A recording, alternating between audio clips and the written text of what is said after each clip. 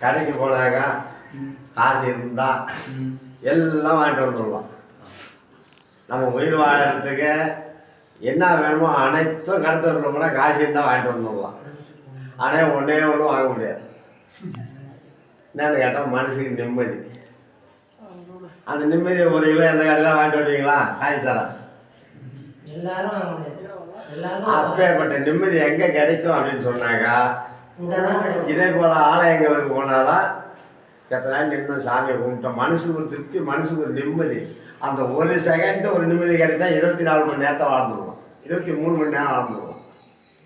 அதுக்கு தான் நம்ம முன்னோர்கள் இந்த ஆலய வழிபாடுலாம் வச்சாங்க. நமக்கு பின்னால் வர்றவங்க இதெல்லாம் செய்யட்டும் அப்படின்னு. அந்த அடிப்படையில் இந்த இளைய பெருமுறைகள்லாம் இந்த 12 மாத ஜோதி தரிசனத்தில் கை மாத ஜோதி தரிசனம் அது முதல் காலம் பற்றி தான் சிறப்பு வாய்ந்தது. ஏன்னு கேட்டால், கிழக்க பார்த்தா சூரியன் கிளம்பும், அப்படியே தகன்னு. மேற்கு பார்த்தா அந்த நிலா வந்து மறையும்.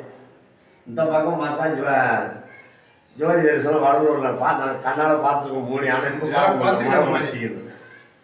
3ம் ஒரே டயத்தில் பார்க்கறது தை மாதம் முதல் ஜோதி. அந்த ஜோதியை நீங்கள் எல்லாரும் இளைய தலைமுறையில் சேர்ந்து படைத்ததுக்கு கீழப்பு வள்ளலார் நெல்ல நோயற்ற வாழும் குறைவற்ற செல்வம் செய்வார். ஆண்டாண்டு தோறும் மென்மேலும் இன்னும் நிறையா செய்யும். அருட்பெருஞ்சோதி அருட்பெருஞ்சோதி தனிப்பெருங்கருணை அருட்பெருஞ்சோதி வித்தாயி உடையாயி